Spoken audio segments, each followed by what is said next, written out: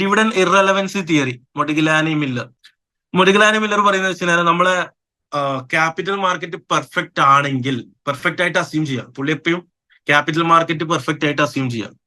Perfect capital മാർക്കറ്റിന്റെ feature എന്തായിരിക്കും? Perfect capital market എന്ന് പറഞ്ഞാൽ എല്ലാവർക്കും എല്ലാ ഇൻഫർമേഷനും അറിയാൻ പറ്റുന്ന ഒരു മാർക്കറ്റ് അത്. ഓക്കെ, അപ്പൊ അങ്ങനെയാണ് നമ്മളെ മാർക്കറ്റ് എങ്കിൽ value of the company depend only on its investment decision and not on the dividend or financing decision. Modigliani Miller പറയുന്ന കാര്യം എന്താണ്? ഒരിക്കലും ഡിവിഡൻഡ് ഡിസിഷന്റെ അടിസ്ഥാനത്തിലായിരിക്കില്ല ഒരു കമ്പനിയുടെ ഷെയർ പ്രൈസ് ഉണ്ടാവാന്ന്. ഇതിനു മുമ്പത്തെ രണ്ട് തിയറി എന്താ പറയുന്നത്? ഇതിനു മുമ്പ് നമ്മൾ പഠിച്ച DVM അതേപോലെ ഗോർഡൻസ് ഗ്രോത്ത് മോഡൽ എന്താ പറയുന്നത്? ഡിവിഡൻഡ് ഡിസിഷന്റെ അടിസ്ഥാനത്തിലാണ് എന്ത് ചെയ്യുക, ഷെയറിന്റെ വില വരാന്നല്ലേ പറയുന്നത്. പെർഫെക്റ്റ് ക്യാപിറ്റൽ മാർക്കറ്റ് ആണെങ്കിൽ കമ്പനിയുടെ വാല്യൂ എന്ന് പറയുന്നത് എന്തിനെ ഡിപ്പെൻഡ് ചെയ്തിട്ടല്ല, ഡിവിഡൻഡ് ഡിസിഷനെ ഡിപ്പെൻഡ് ചെയ്തിട്ടല്ല, പകരം ഇൻവെസ്റ്റ്മെന്റ് ഡിസിഷനെ ഡിപ്പെൻഡ് ചെയ്തിട്ടാണ്.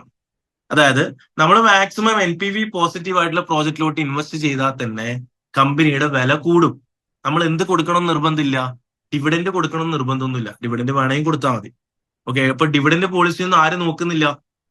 ഷെയർ ഹോൾഡേഴ്സ് ഡിവിഡൻഡ് പോളിസി ഒന്നും അങ്ങനെ നോക്കുന്നില്ല. അവർക്ക് എന്ത് ചെയ്താൽ മതി, മാക്സിമം നമ്മളെ കമ്പനീസ് ഇൻവെസ്റ്റ്മെന്റ് ഡിസിഷൻ പ്രോപ്പർ ആയിട്ട് ചെയ്താൽ മതി, മാക്സിമം NPV പോസിറ്റീവ് ആയിട്ടുള്ള പ്രോജക്റ്റിലോട്ട് ഇൻവെസ്റ്റ് ചെയ്താൽ മതി. ഓക്കെ എന്നാണ് മൊഡിഗ്ലാനി മില്ലർ പറയുന്നത്. ഡിവിഡൻഡ് കൊടുക്കണ്ട എന്നുള്ളതല്ല ഉദ്ദേശിച്ചത്, ഡിവിഡൻഡ് കൊടുക്കണ്ട എന്നുള്ളതല്ല, ഡിവിഡൻഡ് കൊടുക്കുക കൊടുക്കാതിരിക്കുക അത് മാറ്റർ അല്ലാന്ന്. ഡിവിഡൻഡ് കൊടുത്തോ കൊടുക്കാതിരുന്നോ അത് കമ്പനിയുടെ ചോയ്സ് ആണ്. That will not affect the value of the shares.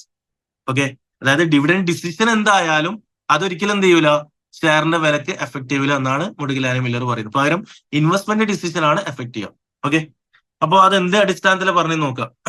In a perfect market value of the company is maximise when all positive NPV project are invested. Maximum NPV positive ആയിട്ടുള്ള പ്രോജക്റ്റിലോട്ട് invest ചെയ്ത് കഴിഞ്ഞാൽ കമ്പനിയുടെ value എന്ത് ചെയ്യും, increase ചെയ്യും. Okay, അങ്ങനെയാണെങ്കിൽ നമ്മൾ എന്ത് ചെയ്യണ്ട, ഡിവിഡൻഡ് കൊടുക്കോ കൊടുക്കാതിരിക്കോ അതൊന്നും മാറ്റർ അല്ല. നമ്മുടെ മുമ്പിലേക്ക് ഏതൊക്കെ ഇൻവെസ്റ്റ്മെന്റ് ഓപ്പർച്യൂണിറ്റീസ് വരുന്നോ അതിൽ മാക്സിമം NPV പോസിറ്റീവ് ആയിട്ടുള്ള പ്രോജക്റ്റിലോട്ട് ഇൻവെസ്റ്റ് ചെയ്താൽ തന്നെ കമ്പനിയുടെ ഷെയറിന്റെ വില കൂടും. അല്ലാതെ ഡിവിഡൻഡ് കിട്ടോ ഇല്ലയോ എന്നുള്ളതിനെ ഡിപ്പെൻഡ് ചെയ്തിട്ട് അത് കുറയും കൂടുകയും ചെയ്യില്ല. Okay, share price is unaffected by changes in dividend stream. Dividend അനുസരിച്ചിട്ട് എന്ത് ചെയ്യില്ല, ഷെയർ പ്രൈസിൽ വ്യത്യാസം ഒന്നുമില്ല. പകരം എന്തിനനുസരിച്ചാണ് വ്യത്യാസം വരാന്ന് പറയുന്നത്? എന്തിനനുസരിച്ചിട്ടാണ്? ഇൻവെസ്റ്റ്മെന്റ് ഡിസിഷൻ അനുസരിച്ചിട്ടാണ് എന്ത് ചെയ്യുക, കമ്പനിയുടെ ഷെയറിന്റെ വില കൂടുകയും കുറയുകയും ചെയ്യാന്ന്. ഓക്കെ അല്ലേ? അപ്പൊ share price is unaffected by the changes in the dividend stream. Dividend സ്ട്രീമിനെ ഡിപ്പെൻഡ് ചെയ്തിട്ട് ഷെയർ പ്രൈസ് എന്ത് ചെയ്യൂല, ചേഞ്ച് ചെയ്യൂല എന്നാണ് പറഞ്ഞിരിക്കുന്നത്. Okay, in a perfect market the share price reflect all future dividends. ഇതിൽ പറഞ്ഞ പോലെ DVM പറഞ്ഞ പോലെ ഷെയർ പ്രൈസ് എന്ന് പറഞ്ഞാൽ എന്താണ്, ഫ്യൂച്ചർ ഡിവിഡൻസിന്റെ പ്രസന്റ് വാല്യൂ ആണ് ഷെയർ പ്രൈസ് വരുന്നത്.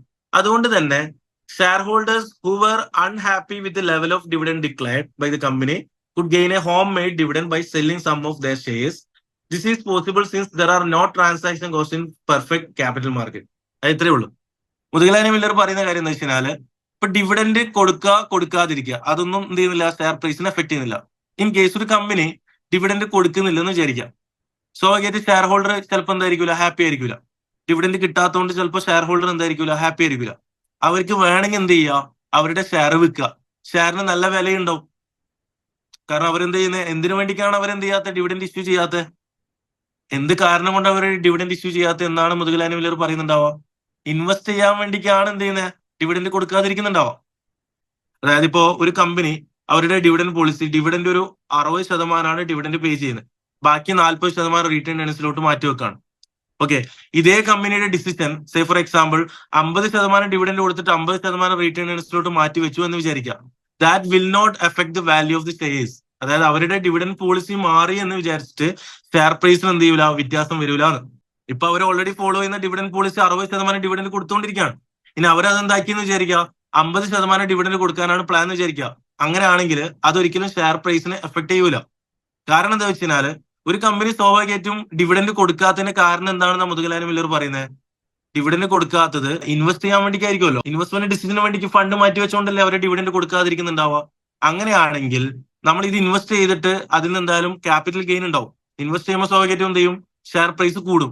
അപ്പൊ ആർക്കെങ്കിലും എന്ത് ചെയ്യുക, ഡിവിഡൻഡ് കിട്ടാത്തതിന് തൃപ്തി ഇല്ലെങ്കിൽ, സാറ്റിസ്ഫൈഡ് അല്ലെങ്കിൽ അവർക്ക് വേണമെങ്കിൽ എന്ത് ചെയ്യുക, അവരെ ഷെയർ വിറ്റിട്ട് അവർക്ക് തന്നെ ഹോം മെയ്ഡ് ഡിവിഡൻഡ് ഉണ്ടാക്കുക. നേരത്തെ പറഞ്ഞ ടേം അത് ഹോം മെയ്ഡ് ഡിവിഡൻഡ് എന്ത് ചെയ്യുക, ഷെയർ വിറ്റിട്ട് അതിലൂടെ എന്ത് ചെയ്യുക, പ്രോഫിറ്റ് ക്രിയേറ്റ് ചെയ്യാൻ വേണ്ടി പറ്റുമെന്ന്. മനസ്സിലാവുന്നുണ്ടോ?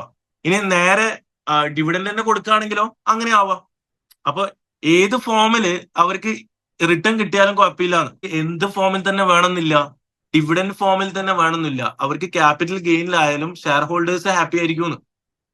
അപ്പൊ നമ്മൾ ഡിവിഡൻഡ് കൊടുത്താൽ ഡിവിഡൻഡ് ഓക്കെ. ഇനി അവർ ഡിവിഡൻഡ് കൊടുക്കാത്തൊരു കമ്പനി, അവർ സ്വാഭാവികമായിട്ട് എന്തിനാണ് വേണ്ടി ഡിവിഡൻഡ് കൊടുക്കാത്ത? അവർ ഇൻവെസ്റ്റ് ചെയ്യാൻ വേണ്ടിക്കല്ലേ? ഇൻവെസ്റ്റ് ചെയ്താൽ സ്വാഭാവികമായിട്ട് ക്യാപിറ്റൽ ഗെയിൻ വരുമല്ലോ. അപ്പൊ ക്യാപിറ്റൽ ഗെയിൻ ആയാലും ഇൻവെസ്റ്റർ ഓക്കെ ആയിരിക്കും. അവർക്ക് എന്ത് തന്നെ ആയിട്ട് വേണമെന്നില്ല, ഡിവിഡൻഡ് ആയിട്ട് തന്നെ റിട്ടേൺ കിട്ടണമെന്ന് നിർബന്ധമൊന്നുമില്ല. അവർക്ക് ക്യാപിറ്റൽ ഗെയിൻ ആയാലും ഓക്കെ ആയിരിക്കും. അതാണ് പറഞ്ഞത്. ആരെങ്കിലും സാറ്റിസ്ഫൈഡ് അല്ലെങ്കിൽ അവർക്ക് വേണമെങ്കിൽ എന്ത് ചെയ്യുക, അവരുടെ ഷെയർ വിറ്റിട്ട് അതിലൂടെ ഹോം മെയ്ഡ് ഡിവിഡൻഡ് ഉണ്ടാക്കാൻ വേണ്ടി പറ്റും. കാരണം എന്താ, ഷെയർ പ്രൈസ് എന്ന് പറയുന്നത് എന്താ, ഫ്യൂച്ചർ ഡിവിഡൻസിന്റെ പ്രസന്റ് വാല്യൂ അല്ലേ? അപ്പൊ ഫ്യൂച്ചർ ഡിവിഡൻസ് കിട്ടാൻ വെയിറ്റ് ചെയ്യാൻ താല്പര്യം ഇല്ലാത്തവർക്ക് ഇപ്പം തന്നെ എന്ത് ചെയ്യുക, ഷെയർ വിറ്റാല് ആ ഫ്യൂച്ചർ ഡിവിഡൻസിന്റെ പ്രസന്റ് വാല്യൂ ഇന്ന് റിസീവ് ചെയ്യാം. നമ്മൾ വെയിറ്റ് ചെയ്താല് കിട്ടുന്ന ഡിവിഡൻഡിന്റെ പ്രസന്റ് വാല്യൂ അല്ലടാ മാർക്കറ്റ് പ്രൈസ്. അപ്പൊ വെയിറ്റ് ചെയ്യാൻ ആയിരിക്കും താല്പര്യം ഇല്ലെങ്കിൽ അവർക്ക് എന്ത് ചെയ്യുക, ഇപ്പം തന്നെ വേണമെങ്കിൽ ഷെയർ വിൽക്കുക, എന്നിട്ട് അതെന്താക്കുക, ക്യാഷ് ആക്കി മാറ്റാം. അതിനാണ് ഹോം മെയ്ഡ് ഡിവിഡൻഡ് എന്ന് വിളിക്കുക. അതൊക്കെ ഒരു കൺക്ലൂഷനും കൂടെ ഞാൻ കൊടുത്തിട്ടുണ്ട്. അപ്പൊ നമുക്ക് നോക്കാം. Investors would not be concerned about whether they receive return in the form of dividend or future capital growth. അവർക്ക് എന്ത് തന്നെ ആയിട്ട് വേണമെന്നില്ല. പറയുന്ന കാര്യമാട്ടാ, പ്രാക്ടിക്കലി ഉള്ള കാര്യമല്ല. മുതുകിലാനി മില്ലർ പറയുന്ന കാര്യമാണ് ഞാൻ പറയുന്നത്. ഇൻവെസ്റ്റേഴ്സിന് എങ്ങനെ തന്നെ റിട്ടേൺ വേണമെന്നില്ല, അവർക്ക് ഡിവിഡൻഡ് ആയിട്ട് തന്നെ വേണമെന്നില്ല. അവർക്ക് ഡിവിഡൻഡ് ആയിട്ട് കിട്ടിയാലും ഫ്യൂച്ചർ ക്യാപിറ്റൽ ഗ്രോത്ത് ആയാലും അവര് ഹാപ്പിയാണ്. ഓക്കെ അല്ലേ? ഡിവിഡൻസ് ആയാലും ഇൻവെസ്റ്റർ ഹാപ്പിയാണ്, ക്യാപിറ്റൽ ഗെയിൻ ആയാലും അവർ ഹാപ്പിയാണ്. വിച്ച് മീൻസ് ഡിവിഡൻഡ് പോളിസി എന്ന് പറയുന്നത് ആർക്ക് റെലവെന്റ് അല്ല എന്ന് പറയുന്നത്, ഇൻവെസ്റ്റേഴ്സിന് റെലവെന്റ് അല്ല. ഡിവിഡൻഡ് എങ്ങനെ ആയാലും കുഴപ്പമില്ല, ഏത് രീതിയിലെ പോളിസി ആയാലും അവർക്ക് കുഴപ്പമില്ല എന്നാണ് ഉദ്ദേശിച്ചത്. ഓക്കെ അല്ലേ? സ്വാഭാവികമായിട്ടും ക്രിറ്റിസിസം വരും, ഇതിന് സ്വാഭാവികമായിട്ടും ക്രിറ്റിസിസം വരും. ആ ക്രിറ്റിസിസം എന്താണെന്നും കൂടെ നമുക്ക് ഡിസ്കസ് ചെയ്യണം. ഓക്കെ, ഇപ്പോ മെനി സേ ദാറ്റ്, മെനി എന്ന് പറഞ്ഞു കഴിഞ്ഞാൽ ഈ എക്കണോമിസ്റ്റിനെ എന്താണ് സ്വാഭാവികമായിട്ടും ഓപ്പോസിഷൻ ആയിട്ട് ഒരുപാട് എന്ത് ചെയ്യാം, എക്കണോമിസ്റ്റും ഉണ്ടാവും. അതേപോലെ ഇതുമായിട്ട് ഫിനാൻസ് റിലേറ്റഡ് ആയിട്ടുള്ള ഒരുപാട് തിയറീസും വരും. അപ്പൊ അതുകൊണ്ട് തന്നെ അത് പറയുന്ന കാര്യം എന്താ വെച്ചാല്, many say there is a clear link between dividend policy and share price. Share പ്രൈസും ഡിവിഡൻഡ് പോളിസിയുമായിട്ട് എന്തുണ്ട്, ലിങ്ക് ഉണ്ട്. എന്താ അതിന്റെ റീസൺ എന്ന് വെച്ച് കഴിഞ്ഞാല്, അവരെന്താ ആർഗ്യൂ ചെയ്യുന്നത്, നോർമലി നമ്മൾ ഇൻവെസ്റ്റേഴ്സ് ഒക്കെ എന്തിനാണ് പ്രിഫർ ചെയ്യുക, ഡിവിഡൻസിനാണ് പ്രിഫർ ചെയ്യുക. ഏതിനേക്കാളും, ക്യാപിറ്റൽ ഗെയിനേക്കാളും ഡിവിഡൻസിനായിരിക്കും അധിക ഇൻവെസ്റ്റേഴ്സും പ്രിഫർ ചെയ്യുക. എല്ലാവരും എന്നല്ല കേട്ടോ പറയുന്നത്, നോർമലി അധിക ഇൻവെസ്റ്റേഴ്സും പ്രിഫർ ചെയ്യുക ഡിവിഡൻസ്. എന്താ റീസൺ? ഡിവിഡൻഡ് എന്ന് പറയുന്നത് സെർട്ടൈൻ ആണ്, ക്യാപിറ്റൽ ഗെയിൻ എന്ന് പറയുന്നത് സെർട്ടൈൻ അല്ല. ഓക്കെ, ഡിവിഡൻഡ് എന്ന് പറയുന്നത് സെർട്ടൈൻ എന്ന് പറയാൻ കാരണം എന്താ, ഡിവിഡൻഡ് എന്ന് പറയുന്ന ഒരു സെർട്ടൈൻ എമൗണ്ട് കമ്പനി തീരുമാനിക്കുകയാണ്, അത് ഓരോ കൊല്ലവും നമുക്ക് കിട്ടും, നമുക്ക് ഉറപ്പായിട്ടുള്ള കാര്യമാണ്. നേരെ മറിച്ച് ക്യാപിറ്റൽ ഗെയിന്റെ കാര്യം അങ്ങനെയല്ല. ക്യാപിറ്റൽ ഗെയിൻ എന്ന് പറയുന്ന ഫ്യൂച്ചറിൽ നമ്മൾ ഷെയർ പ്രൈസ് കൂടുകയും ചെയ്യാം കുറയുകയും ചെയ്യാം, നമുക്ക് വലിയ ഉറപ്പൊന്നുമില്ല. അപ്പൊ നമ്മളിപ്പം ഡിവിഡൻഡ് വേണ്ട എന്നുള്ള തീരുമാനം എടുക്കുന്നത് എന്തുകൊണ്ടാ? ഇപ്പൊ കിട്ടുന്ന ഡിവിഡൻഡ് ഇല്ലേ, അത് സെർട്ടൈൻ ആയിട്ടുള്ള ഡിവിഡൻഡ് അല്ലേ. അതായത് ഇപ്പൊ കമ്പനി ഓൾറെഡി ഒരു പ്രോഫിറ്റ് ജനറേറ്റ് ചെയ്തിട്ടുണ്ട്. അപ്പൊ എന്നിട്ട് ആ കമ്പനി തരാൻ പോകുന്ന ഡിവിഡൻഡ് സെർട്ടൈൻ ആയിട്ടുള്ള എമൗണ്ട് അല്ലേ, കിട്ടിയല്ലോ, റിസീവ് ചെയ്തില്ലേ, നമുക്ക് റിസ്ക് ഒന്നും ഇല്ലല്ലോ. എന്നിട്ട് നമ്മൾ എന്താ പറയുന്നത്, ആ സെർട്ടൈൻ ആയിട്ടുള്ള ഡിവിഡൻഡ് നിങ്ങൾ ഹോൾഡ് ചെയ്യുക, റീറ്റേൺ ഏണിങ്സിലോട്ട് മാറ്റി വെച്ചു, നമുക്ക് ഡിവിഡൻഡ് ഇപ്പം വേണ്ട. എന്നിട്ട് നിങ്ങൾ എന്ത് ചെയ്തോ, അത് ഇൻവെസ്റ്റ് ചെയ്തോ. ഇൻവെസ്റ്റ് ചെയ്തിട്ട് ആ ഇൻവെസ്റ്റ്മെന്റ് ഓപ്പർച്യൂണിറ്റീസ് നമ്മൾ ചൂസ് ചെയ്ത് അത് റോങ് വേയിലായാലോ, അതായത് നമ്മൾ വിചാരിച്ച പ്രോഫിറ്റ് ഒന്നും കിട്ടിയിട്ടില്ലെങ്കിൽ എന്താ സംഭവിക്കുക, ഓട്ടോമാറ്റിക്കലി കമ്പനിയുടെ പ്രോഫിറ്റിന് അത് എഫക്ട് ചെയ്യും. ക്യാപിറ്റൽ ഗെയിന്റെ സ്ഥാനത്ത് നമുക്ക് ചിലപ്പോൾ ക്യാപിറ്റൽ ലോസ് ആയിരിക്കും വരാം, നമ്മുടെ ഷെയറിന്റെ വില കുറയായിരിക്കും ചെയ്യുന്നുണ്ടാവാം. ശരിയല്ലേ? നമുക്ക് എന്താ ഉറപ്പുള്ളത്, ഈ പ്രോജക്റ്റുകളൊക്കെ ചെയ്തിട്ട് അതെന്ത് ചെയ്യാം, വൺ സക്സസ്ഫുൾ ആവും നമുക്ക് വലിയ ഉറപ്പുണ്ടാവും. നല്ല റിസ്ക് ഫാക്ടർ ഇല്ലേ? മുതുകിലാരി മില്ലർ പറയുന്ന കാര്യം എന്താ, ഇപ്പൊ ഡിവിഡൻഡ് തരുന്നതിന് പകരം അവര് പൈസ മാറ്റി വെക്കുന്ന പ്രോജക്റ്റുകൾ ചെയ്യാനല്ലേ, ചെയ്തോട്ടെ, അതിൽ നിന്ന് മാക്സിമം എന്ത് ചെയ്യാം, നമുക്ക് റിട്ടേൺ നമുക്ക് റിട്ടേൺ ആയിട്ട് കിട്ടൂലേ, പിന്നെ എന്തിനാ പേടിക്കുന്നതെന്നുള്ള രീതിയിലാണ്. പക്ഷെ അത് ഫ്യൂച്ചറിലല്ലേ കിട്ടാൻ പോകുന്നത്, ഫ്യൂച്ചർ ഈസ് ഓൾവേസ് അൺസേർട്ടൻ അല്ലേ. നേരെ മറിച്ച് ഡിവിഡൻഡ് ഇന്ന് തന്നെ കിട്ടുകയാണെങ്കിൽ ആ സെർട്ടൈൻ ആയിട്ടുള്ള എമൗണ്ട് ഇന്ന് തന്നെ നമുക്ക് കിട്ടൂലേ. അപ്പൊ ഒരിക്കലും എന്താണ് ഒരു ഇൻവെസ്റ്റർ എക്സ്പെക്ട് ചെയ്യുന്ന ഡിവിഡൻഡും അതേപോലെ ക്യാപിറ്റൽ ഗെയിനും ഒരേപോലെ ആയിരിക്കില്ല. നേരത്തെ പറഞ്ഞ എന്താ, ഡിവിഡൻഡ് ആയാലും ഇൻവെസ്റ്റർ ഹാപ്പിയാണ്, ക്യാപിറ്റൽ ഗെയിൻ ആയാലും ഹാപ്പിയാണെന്ന് പറഞ്ഞത്. ശരിക്കും അത് അങ്ങനെയല്ല വരാം. ഡിവിഡൻഡ് എന്ന് പറയുന്നതാണ് കുറച്ചും കൂടെ സെർട്ടൈൻ ആയിട്ടുള്ള എമൗണ്ട്. അപ്പൊ അത് കിട്ടാനായിരിക്കും നോർമലി ഇൻവെസ്റ്റേഴ്സിന് കൂടുതൽ ആഗ്രഹം ഉണ്ടാവും, ഏതിനേക്കാളും, അൺസെർട്ടൈൻ ആയിട്ടുള്ള ക്യാപിറ്റൽ ഗെയിനേക്കാളും. അതാണ് ഒന്നാമത്തെ ക്രിറ്റിസിസം.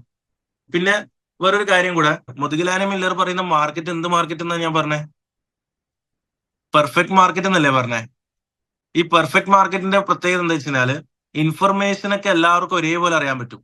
ഇപ്പോ എന്തുകൊണ്ടാണ് മാനേജർ പൈസ തരാത്തത്, ഇൻവെസ്റ്റ് ചെയ്യാൻ വേണ്ടിക്കല്ലേ. ഏത് പ്രോജക്റ്റിലോട്ടാണ് മാനേജർ ഇൻവെസ്റ്റ് ചെയ്യുന്നത് എന്നുള്ള കാര്യം ആർക്കും അറിയാൻ പറ്റും, ഇൻവെസ്റ്റേഴ്സിന് അറിയാൻ പറ്റും. ഓക്കെ, അപ്പൊ മാനേജേഴ്സിന് കിട്ടുന്ന അതേ ഇൻഫർമേഷൻ ആയിരിക്കും കിട്ടൂടാ, ഇൻവെസ്റ്റേഴ്സിന് കിട്ടും. അപ്പൊ ഓട്ടോമാറ്റിക്കലി മാനേജർ എന്തുകൊണ്ട് നമുക്ക് ഡിവിഡൻഡ് തരാത്തെന്നുള്ള പ്രോപ്പർ ആയിട്ടുള്ള റീസൺ ആയിരിക്കും മനസ്സിലാവും, ഇൻവെസ്റ്റേഴ്സിന് മനസ്സിലാവും. അപ്പൊ മുതുകലാനി മില്ലർ പറഞ്ഞ കറക്റ്റ് ആണ്. പക്ഷെ നമ്മുടെ മാർക്കറ്റ് ഇപ്പൊ എന്തല്ല, പെർഫെക്റ്റ് മാർക്കറ്റ് അല്ല. അപ്പൊ മാനേജർ എന്തിനാണ് പൈസ തരാത്തതെന്ന് നമുക്ക് കറക്റ്റ് ആയിട്ട് ഇൻവെസ്റ്റേഴ്സിന് അറിയണ്ടാവില്ല. ഇൻവെസ്റ്റേഴ്സ് ചിലപ്പോൾ എന്താ തിങ്ക് ചെയ്യുക, പൈസ ഇല്ലാത്തതുകൊണ്ടിരിക്കും പൈസ തരാത്തതെന്ന് വിചാരിക്കുക. എല്ലാ ഇൻവെസ്റ്റേഴ്സും എങ്ങനെ തന്നെ തിങ്ക് ചെയ്യണമെന്നില്ല. എല്ലാ ഇൻവെസ്റ്റേഴ്സും എങ്ങനെ തന്നെ തിങ്ക് ചെയ്യണമെന്നില്ലടാ. ഇവർ ഇൻവെസ്റ്റ് ചെയ്യാൻ വേണ്ടിയിട്ടാണ് നമുക്ക് ഡിവിഡൻഡ് തരാത്തതെന്ന് തിങ്ക് ചെയ്യണമെന്നില്ല. ചിലപ്പോൾ എന്തായിരിക്കും വിചാരിക്കുക, ഇവരുടെ അടുത്ത് പൈസ ഒന്നും ഇല്ലാത്തതുകൊണ്ടാണ് അവർ പൈസ തരാത്തതെന്ന് വിചാരിക്കുന്ന ആൾക്കാരുണ്ടാവില്ലേ. കാരണം നമ്മുടെ മാർക്കറ്റ് ഒരിക്കലും പെർഫെക്റ്റ് മാർക്കറ്റ് അല്ലല്ലോ. അപ്പൊ മാനേജേഴ്സിന് കിട്ടുന്ന അതേ ഇൻഫർമേഷൻ തന്നെ ആർക്കും ഇല്ല, ഷെയർ ഹോൾഡേഴ്സിനും ഇല്ല. ശരിയല്ല ഞാൻ പറയുന്നത്? Real world market are not perfect, so information and knowledge of managers and share holders are not equal. Therefore, a change in dividend policy could be seen by investors as a signal and so affect the share price. അതായത് investors എന്താ think ചെയ്യുക, dividend തരാത്ത കാരണം എന്താണ്? ചിലപ്പോ ഇവർക്ക് എന്തെങ്കിലും liquidity issue ഉണ്ടാവും, അല്ലെങ്കിൽ എന്തെങ്കിലും പ്രോഫിറ്റബിലിറ്റി ഇഷ്യൂ ഉണ്ട്, അതുകൊണ്ടാണ് അവർ നമുക്ക് എന്ത് തരാത്ത, ഡിവിഡൻഡ് തരാത്തെന്നായിരിക്കും ചിലപ്പോൾ തിങ്ക് ചെയ്യുക. എല്ലാവരും എന്ത് തിങ്ക് ചെയ്യണമെന്നില്ല, ഇൻവെസ്റ്റ് ചെയ്യാൻ വേണ്ടി പൈസ യൂസ് ചെയ്തുകൊണ്ടാണ് നമുക്ക് ഡിവിഡൻഡ് തരാത്തതെന്ന് ചിലപ്പോൾ തിങ്ക് ചെയ്യണമെന്നില്ല. അതാണ് പറഞ്ഞത്, മാർക്കറ്റ് എന്തല്ല, പെർഫെക്റ്റ് മാർക്കറ്റ് അല്ല. ഇനി ക്രിറ്റിസിസം പറയാൻ തന്നെ 2 പോയിന്റ് ആയിട്ടാണ് പറയുന്നത്. ക്രിറ്റിസിസം എന്ന് പറഞ്ഞിട്ട് ഒരു സംഭവം ഞാൻ പറഞ്ഞിട്ടുണ്ട്. എന്തായിട്ട് ബന്ധമുണ്ടെന്ന് പറഞ്ഞേ, എന്തുമായിട്ട് ഇതിന് കണക്ഷൻ ഉണ്ട്? ഡിവിഡൻസും ഷെയർ പ്രൈസുമായിട്ട് കണക്ഷൻ ഉണ്ട് എന്നുള്ളതാണ് ക്രിറ്റിസിസത്തിൽ പറഞ്ഞ പോയിന്റ്. അപ്പൊ ആ ക്രിറ്റിസിസം പറയാൻ തന്നെ നമുക്ക് 2 പോയിന്റ് ആയിട്ടാണ് പറയാൻ പോകുന്നത്. ഒന്ന്, സിഗ്നലിംഗ് എഫക്ട്. നമ്മളുടെ മാർക്കറ്റ് ഓൾറെഡി എന്ത് മാർക്കറ്റ് ആണെന്നാണ് നമ്മൾ ഇന്ന് പഠിച്ചത് ബിസിനസ് വാല്യുവേഷനിൽ? സെമി സ്ട്രോങ് ഫോം എഫിഷ്യന്റ് അല്ലേ? അപ്പൊ മാർക്കറ്റിൽ വരുന്ന എല്ലാ ന്യൂ ഇൻഫർമേഷനും എന്താണ്, നമ്മളെ പബ്ലിക്കിന് പുതിയതാ. ഇങ്ങനെ വിചാരിച്ചാൽ മതി, കഴിഞ്ഞ കൊല്ലം നമ്മളെ കമ്പനി കൊടുത്ത ഡിവിഡൻഡ് ഒരു 50,000 ആണ്. കഴിഞ്ഞ കൊല്ലം നമ്മൾ കമ്പനി ടോട്ടൽ പേ ചെയ്ത ഡിവിഡൻഡ് 50,000 ആണ്. ഈ വർഷം നമ്മൾ കമ്പനി പേ ചെയ്യാൻ വേണ്ടി പോകുന്ന ഡിവിഡൻഡ് 70,000 ആണ്, 70,000 ആണ്. സ്വാഭാവികമായിട്ടും അതൊരു ഗുഡ് ന്യൂസ് ആണോ അല്ലെ ബാഡ് ന്യൂസ് ആണോ? പ്രീവിയസ് പീരീഡുമായിട്ട് കമ്പയർ ചെയ്യുമ്പോൾ 50,000 50,000 കൊടുത്തുകൊണ്ടിരുന്ന ഡിവിഡൻഡ് കൊടുത്തുകൊണ്ടിരുന്ന കമ്പനി എന്ത് ചെയ്യാൻ പോവാണ്, 70,000 പേ ചെയ്യാൻ പോകുന്ന പറയുമ്പോൾ അതൊരു ഗുഡ് ന്യൂസ് അല്ലേ?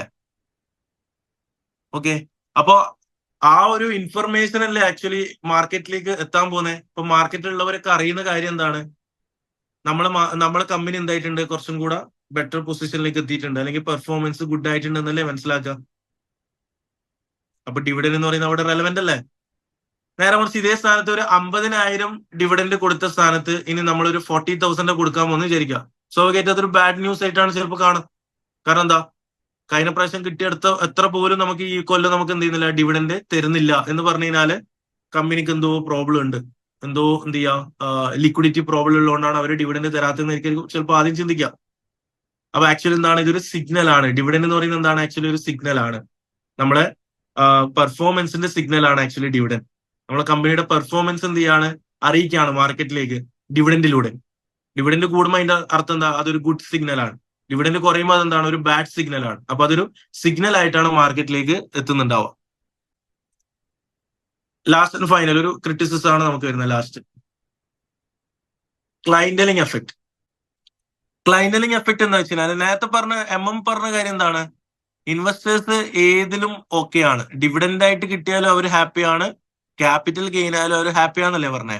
ശരിക്കും അങ്ങനല്ല. ക്ലൈന്റ് എന്ന് പറഞ്ഞു കഴിഞ്ഞാല് ഓരോ കമ്പനിക്കും അതിൻ്റെതായ ക്ലൈന്റ് ഉണ്ടാവും. ആ കമ്പനീനെ അവർ ചൂസ് ചെയ്തത് അവർക്ക് അവരുടെ പർപ്പസ് മീറ്റ് ചെയ്യാനാണ്, അവരുടെ നീഡ്സ് ഉണ്ടാവും. ഇപ്പൊ സേ ഫോർ എക്സാമ്പിൾ, ഓൾറെഡി ഒരു റിട്ടയർമെന്റ് ഒക്കെ കഴിഞ്ഞിട്ട് നിൽക്കുന്ന ഒരാള്, അവരെ സംബന്ധിച്ചിടത്തോളം അവർക്ക് സ്ഥിര വരുമാനം ഇല്ല. അപ്പൊ അവർക്ക് എന്ത് കിട്ടണം, സ്ഥിരമായിട്ടൊരു ഡിവിഡൻഡ് കിട്ടണം. അപ്പൊ ആ സ്ഥിരമായിട്ട് ഡിവിഡൻഡ് കിട്ടുന്ന ഒരു കമ്പനി ആയിരിക്കും അവർ പിക്ക് ചെയ്തിട്ടുണ്ടാവും. ഇപ്പൊ മനസ്സിലായോ? ഒരു റിട്ടയർമെന്റ് ഒക്കെ കഴിഞ്ഞ ഒരാളാന്ന് വിചാരിക്കും, ഒരു എക്സാമ്പിൾ ഞാൻ കണക്ട് ചെയ്യാൻ വേണ്ടി പറയുന്ന കേട്ടോ. ഒരു റിട്ടയർമെന്റ് ഒക്കെ കഴിഞ്ഞ ഒരാള്, അയാൾക്ക് സ്വാഭാവികമായിട്ട് സാലറി ഒന്നും കിട്ടുന്നില്ല ഇപ്പൊ നിലവിൽ, റെഗുലർ ഇൻകം ഒന്നുമില്ല. അപ്പൊ റെഗുലർ ഇൻകം കിട്ടാൻ വേണ്ടിക്ക് അവര് ഒരു കമ്പനിനെ ചൂസ് ചെയ്യുകയാണെങ്കിൽ സ്വാഭാവികമായിട്ട് എങ്ങനത്തെ കമ്പനി ആയിരിക്കും അവർ ചൂസ് ചെയ്യുക? കോൺസ്റ്റന്റ് ആയിട്ട് ഒരു ഡിവിഡൻഡ് കിട്ടുന്ന കമ്പനി ആയിരിക്കില്ല അവർ ചൂസ് ചെയ്യുക. പെട്ടെന്ന് ഡിസിഷൻ മാറ്റി അവരെന്ത് ചെയ്യാണ്, ഇനി മുതൽ ഡിവിഡൻഡ് കൊടുക്കുന്നില്ല, പകരം എന്ത് ചെയ്യാൻ പോവാണ് അവര് റീറ്റേൺ ഏണിങ്സിലോട്ട് ഫണ്ട് മാറ്റി വെക്കാണ് എന്ന് പറഞ്ഞു കഴിഞ്ഞാൽ ആ ഇൻവെസ്റ്റേഴ്സ് ഹാപ്പി ആയിരിക്കുമോ? അവർക്ക് ഫ്യൂച്ചർ ഗ്രോത്ത് അല്ല വേണ്ടത്, അവർക്ക് സ്ഥിര റെഗുലർ ഇൻകം ആണ് വേണ്ടത്.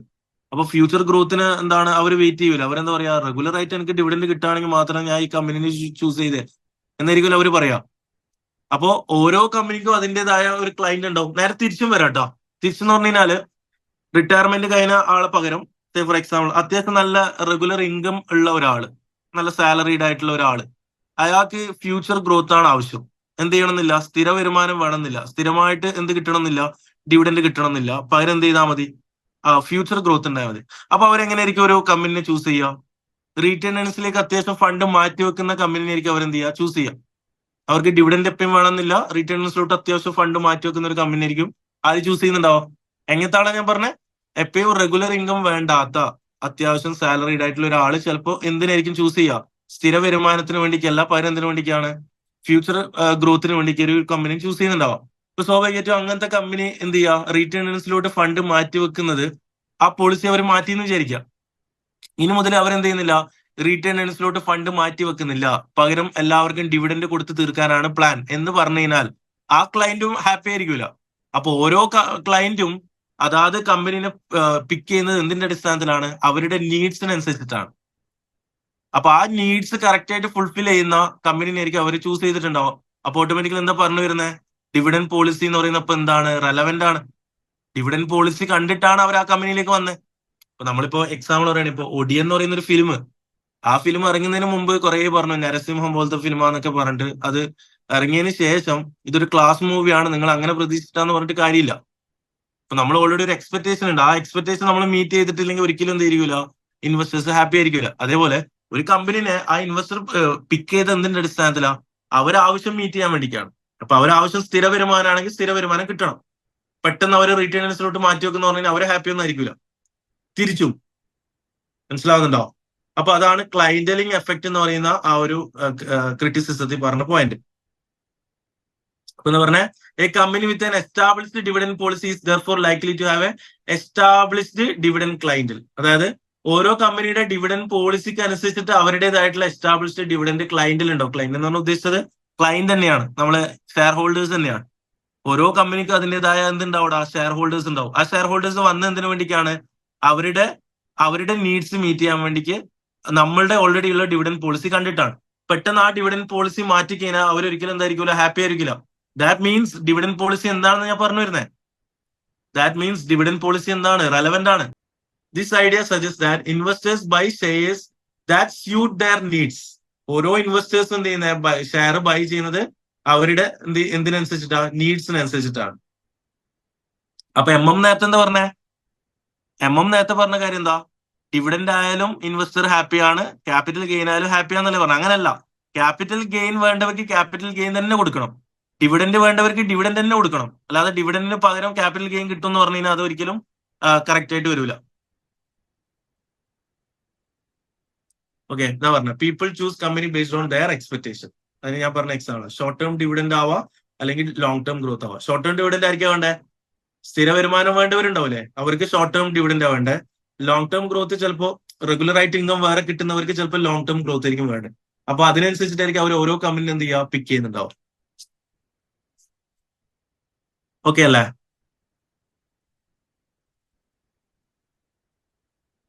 കഴിഞ്ഞട്ടാ ഡിവിഡൻഡ് പോളിസി കംപ്ലീറ്റ്.